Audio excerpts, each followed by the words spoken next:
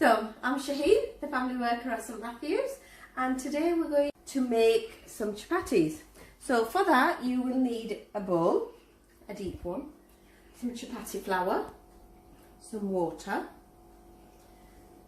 some butter, which is optional and I will show you that later, a pan, or if you don't have one of those,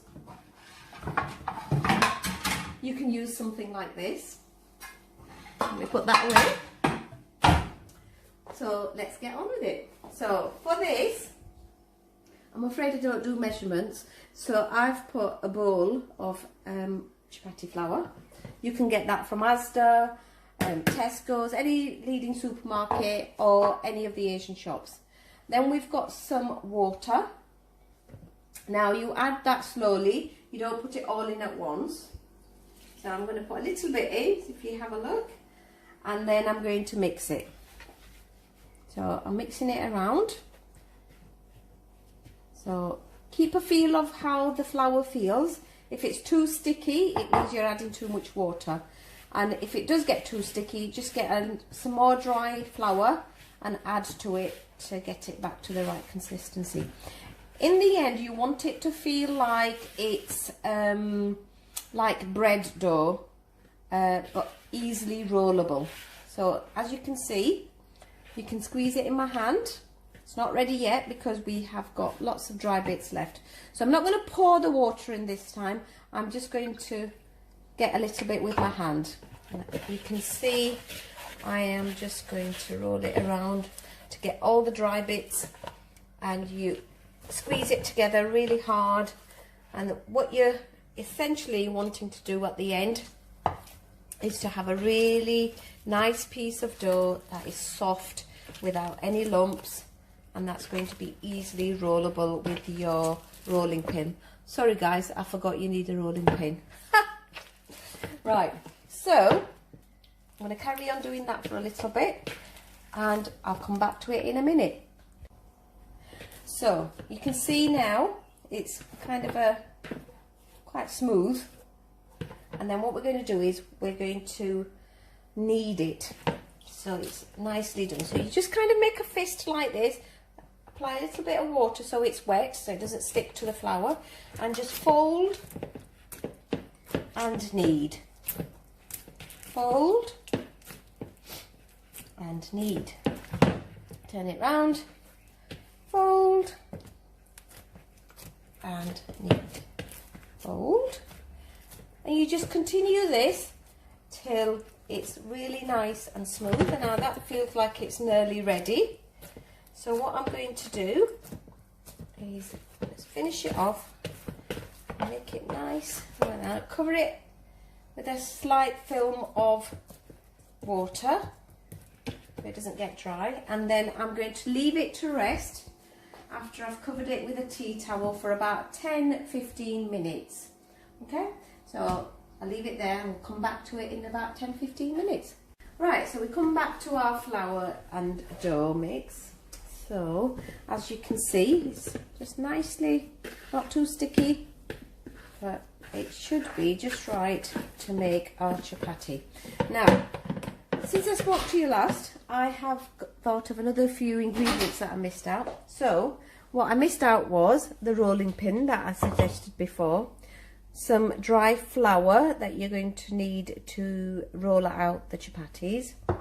You don't need the water anymore, so we'll get rid of that.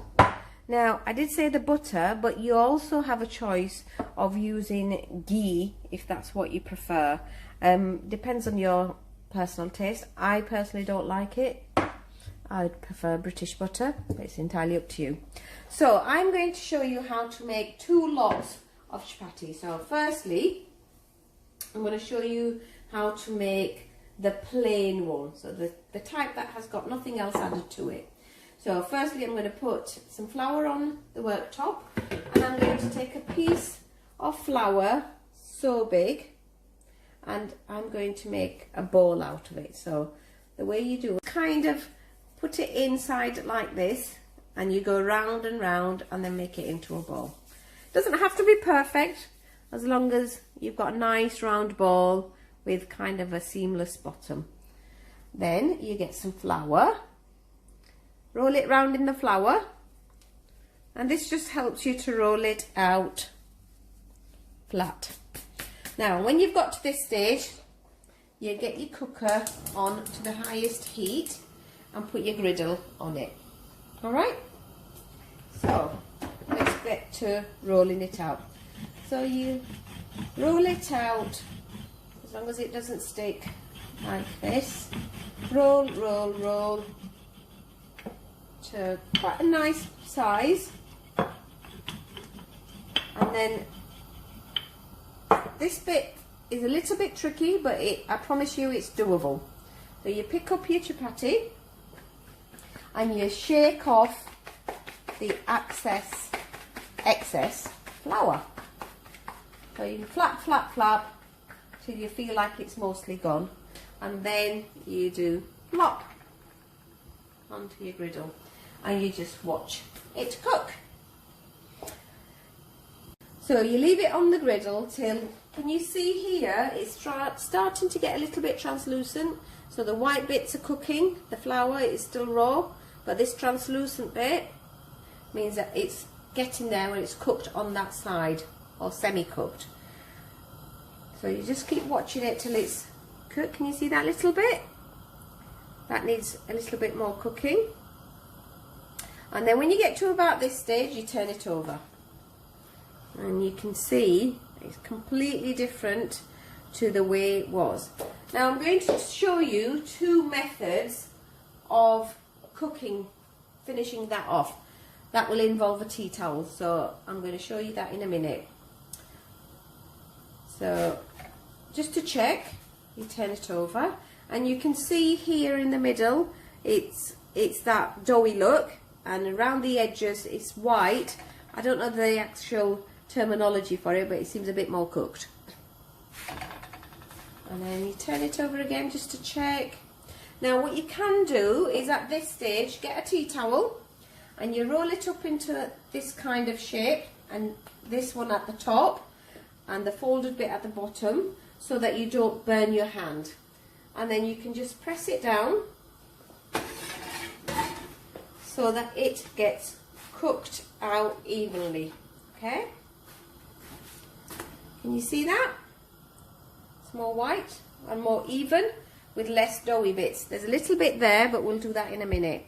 So I'm going to cook the side that's nearest to the griddle now by pressing it. And you can see some of it rising up. Please be careful, because sometimes steam comes out of there and that will burn. Turn it over. And can you see how that's changed? So it still needs a bit more cooking, but you just carry on pressing it down with your tea towel, being very careful you don't get caught out by the steam. So the other method was using one of these. You can get your chapati like this, and then you use your flame on your cooker and that will cook it. Now if you have an electric cooker, this method won't work, so it's best to use the tea towel. And that's your chapati done, finished. That was a plain chapati. Now the other option is you could make what they call a burrata. There are various ways of doing this, but I'm going to show you the simplest version. So you cover it up with the plain flour as before, and then you roll it out as before.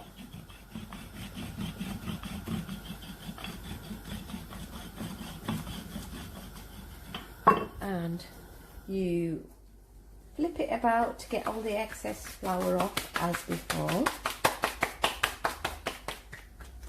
Put it on your hot griddle pan as before, and then you either get your butter or your ghee, and then once one side is done, I'm going to use butter because, like I said, I prefer butter to ghee. Comes after years of living in this country, well, actually being born in this country. So you get to this bit where it's mostly cooked, turn it over, put your heat down a little bit, and then you just spread it all over your chapati. Okay, now once you've spread your butter on that side, you turn it over. Now be careful at this stage because it can spit depending on how much butter you've put on. And then you spread it across again. You won't need any more. You can put more on if you want, I wouldn't suggest it.